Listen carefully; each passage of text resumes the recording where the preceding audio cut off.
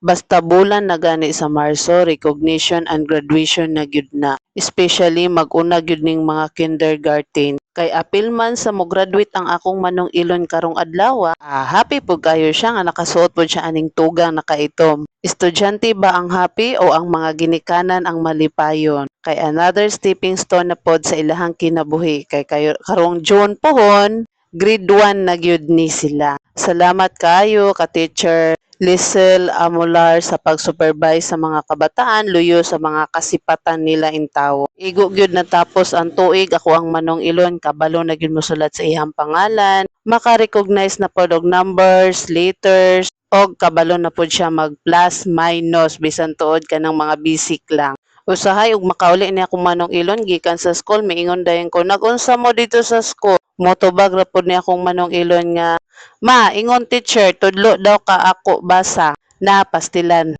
Kaning magtudlo ambot lang murag dili jud ko pwede ani kay gamay ra gyud kaayog pailog. Mahinumduman ako ang mama sa una katong grade 1 pa ko kanang pabasahon og abakada nga mga tag-as kaayo nga mga words sa Filipino. Sos, labi ng binasahay. Sa dihang inigbalik pag ako na lang ang mubasa, di nakabasa. Agoy, magbinunalay in taon. Hangtod yun makalitok. Mao nang ma-imagine ako sa kuwang kaugalingon na pag ako'y magtudlo-tudlo ani.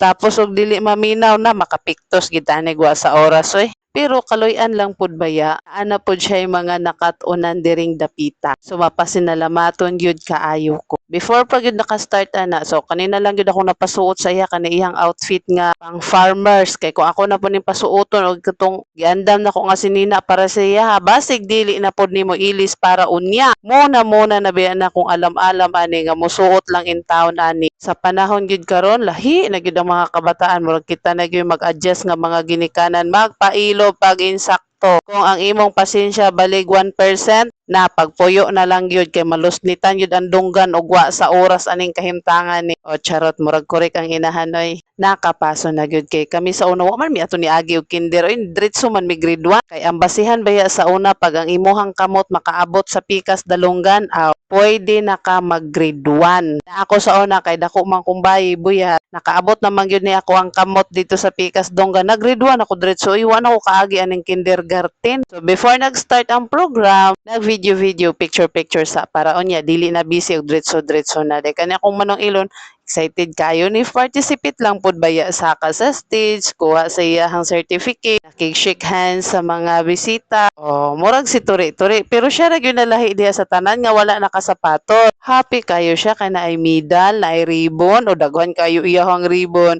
Congratulations para sa akong Manong Ilon. Giuban na gyud silang graduation song ang pre-kindergarten and kindergarten nga ready to grade 1 na po na ay naka-memorize silahang kanta na apoy wala sus ako wag yung manongok sige rag kit anang tumoy anang tuga bas gyud ta ani inig uli wa na nagbit anang bitay-bitay basing makabayad patag samot. Kung nakita man sa mga ginikanan nga ilang anak nakasuot og tuga nga malipayon, syempre tudo ko gyud na og video picture kay pang memory ba memorable kay minsan lang baya mahimong bata no. Moabot ang panahon kauban pa nato ni sila karon kalambing-lambing pero managko na ni pohon ambot hapa ba ni managad sa atoa pero dagha diri lang tataman daghang salamat sa inyong makanunayong pag-support.